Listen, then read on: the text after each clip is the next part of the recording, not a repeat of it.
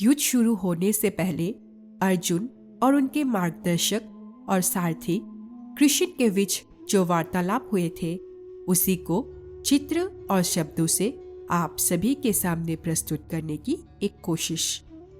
अर्जुन कहते हैं, हे केशव, तुम कहते हो कि हर प्राणी अपनी अपनी प्रवृत्ति के अनुसार अलग अलग कामना करता है, परंतु मेरे विचार में प्राणी में चाहे कोई भी गुण प्रधान हो, उससे कैसी भी प्रवृत्ति हो, फिर भी हर प्राणी एक ही तरह का कामना करता है।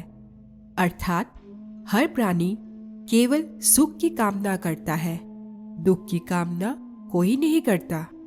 वो कभी दुखी नहीं होना चाहता, इसीलिए सदा सुख के लिए प्रयत्न करता रहता है, चाहे वो मनुष्य राजा हो या रंक हो, स्त्री हो या पुरुष हो। कृष्ण कहते हैं, तुम ठीक कहते हो अर्जुन, कि सब सुख की कामना करते हैं, परंतु सुख की परिभाषा हर एक व्यक्ति के प्रवृत्ति और रुचि के अनुसार बदल जाती है।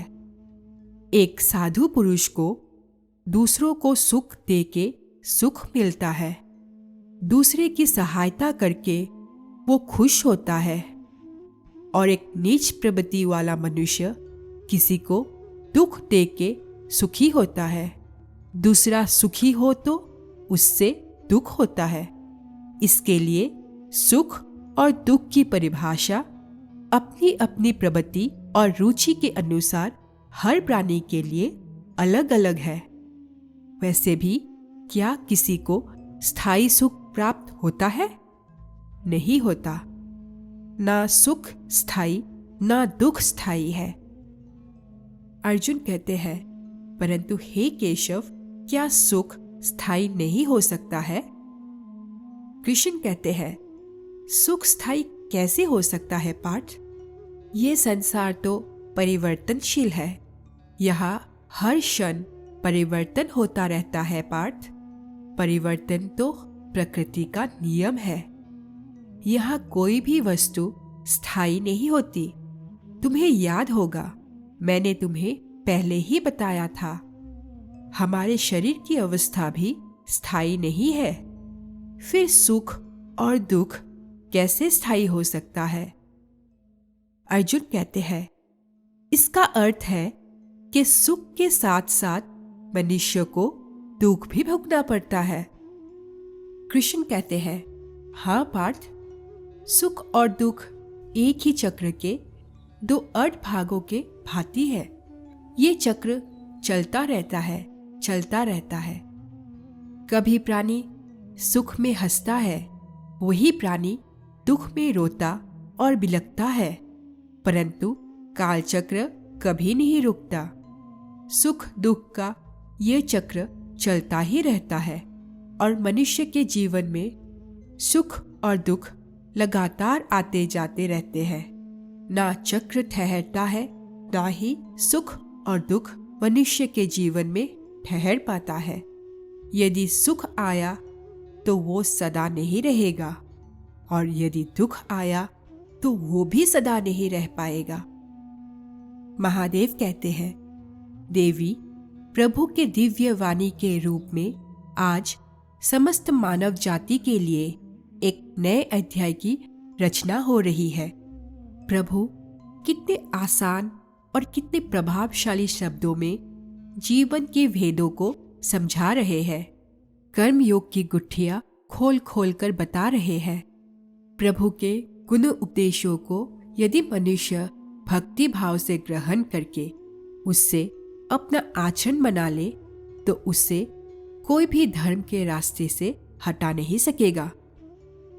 कृष्ण कहते हैं, हे पार्थ, अनासक्ति योग द्वारा अपनी कामनाओं पर विजय पाना अति आवश्यक है, क्योंकि कामनाओं की पूर्ति होकर भी कभी नहीं होती। मनुष्य बूढ़ा हो जाता है, परंतु आसक्ति जनित कामनाएं कभी बूढ़ी नहीं होती। एक कामना अनेक कामनाओं को जन्म देती है। हर कामना के साथ मनुष्य की तृष्णा भी बढ़ जाती है। और तृष्णा के साथ असंतोष भी बढ़ता जाता है। फिर ऐसे असंतुष्ट मनुष्य को, जो कामनाओं से ग्रस्त है, उसे उचित अनुचित का विवेक नहीं रहता है। पार्थ, इसीलिए मैं तुमसे कहता हूं कि तुम अपनी कामनाओं का त्याग करके स्थित प्रज्ञ बनो। स्थित प्रज्ञ जो कर्म योग की चरम अवस्था है। महादेव कहते हैं, वाह प्रभु वाह, क्या सुंदर बात कही आपने।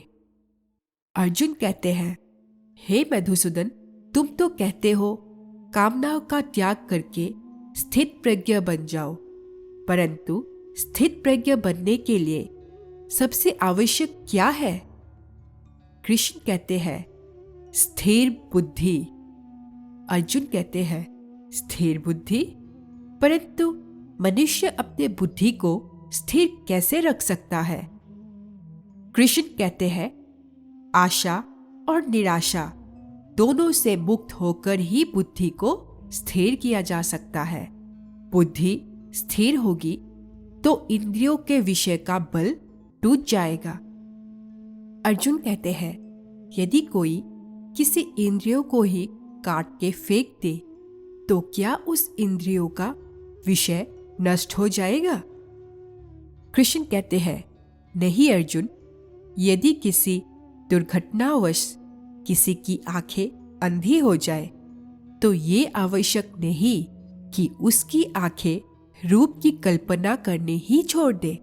आंखें ना होने पर भी उसका मन ऐसे दृश्यों की कल्पना कर सकता है जो उसे विषयों के मोह में फंसाए चले जाए। पार्थ, एक अंधा मनुष्य भगवान के स्वरूप को भी कल्पना कर सकता है और एक नारी के शरीर की भी कल्पना कर सकता है। सो किसी इंद्रियों के होने ना होने से मन की वासना और आसक्ति पर फर्क नहीं पड़ता है।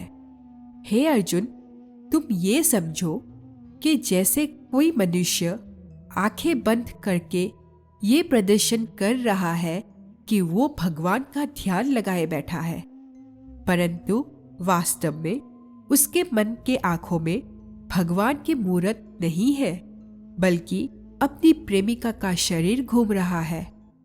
इसका अर्थ है उसकी आंखें तो बंद है, परंतु आंखों के विषय उसे फिर भी भ्रमित कर रहे हैं।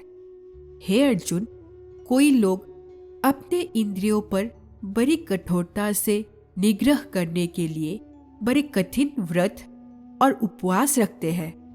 कई दिनों तक खाना पीना छोड़ देते हैं। फिर भी यदि उसका मन स्वादिष्ट भोजन के वासना में अटके रहे तो हठ के द्वारा किए इस व्रत उपवास का क्या लाभ है?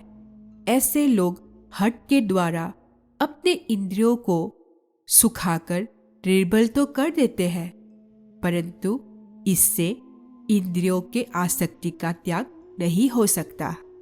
याद रखो, विषयों से अधिक खतरनाक है विषयों के आसक्ति और विषयों के आसक्ति का त्याग केवल इंद्रियों के निग्रह से नहीं हो सकता। आसक्ति का त्याग केवल मन के निग्रह से होता है। जब मन निरासक्त हो जाए तो इंद्रियां अपनी अपनी विषयों को भोगती हुई इन विषयों से निरासक्त रहती है। जैसे कमल का फूल पानी के अंदर रहते हुए भी सूखा ही रहता है। जल की एक बूंद भी उसके पत्ते पर नहीं ठहर सकती। इसीलिए मैंने कहा है कि ज्ञान के द्वारा बुद्धि को स्थिर करो। बुद्धि मन को स्थिरता देगी। फिर मन इंद्रियों को इस प्रकार विषयों से खींच लेगा जिस प्रकार एक कछुआ खतरे की जरा सी आहट पाते ही अपने अंगों को अपने भीतर ही समेट लेता है। महादेव कहते हैं, वाह प्रभु वाह।